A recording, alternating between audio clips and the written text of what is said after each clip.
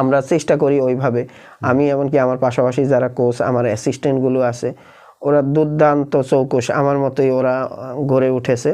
ওদের নাম বললেই মুকুট নামের আছে আমার অ্যাসিস্ট্যান্ট একজন, অসাধারণ বিহেভিয়ার। ও আমার পাশাপাশি থেকে অনেক সুন্দরভাবে, এমনকি আমি যে গুলশান ইয়ুথ ক্লাবের কোচের দায়িত্বে আছি প্রায় 20 থেকে 22 বছর যাবৎ আমি এই ক্লাবে স্কেটিংটা, মানে গুলশান এরিয়াতে আগে স্কেটিং হতো না। আমি এসে এই গুলশান ইয়ুথ ক্লাব, তারপর ম্যাগনোলিয়া একটা স্কুল ছিলেন গুলশানে, আমি প্রথমে এই গুলশান এরিয়াতে স্কেটিংটা শুরু করি। ওকে, খুব ভালো।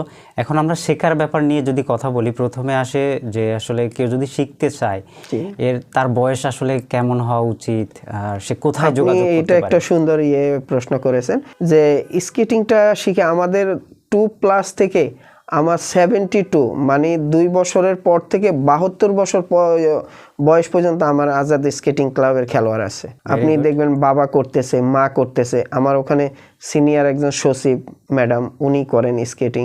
সিনিয়র সচিব আছেন যারা শিক্ষামত একজন, উনি আমার ক্লাবে স্কেটিং করেন।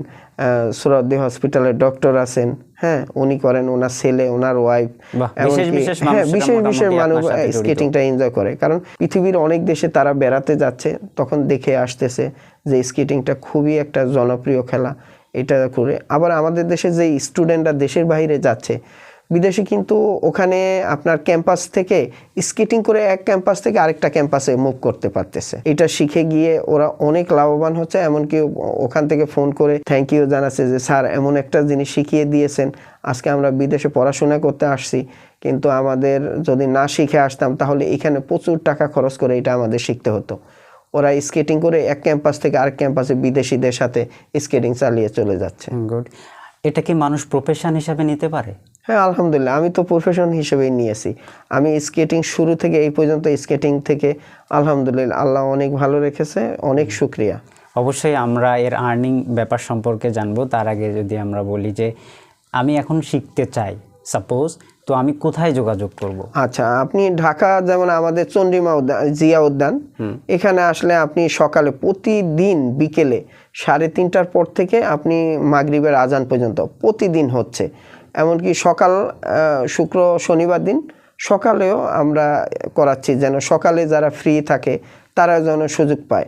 আমরা প্রতিদিন, এটা করোনার সময় থেকে আমরা এটা করেছি যে রেগুলার যদি করি, যেমন শুক্র শনিবার যদি প্র্যাকটিস থাকে, কেউ না কেউ অনুষ্ঠান থাকে, বেড়াতে যায়, মিস হয়ে যাবে।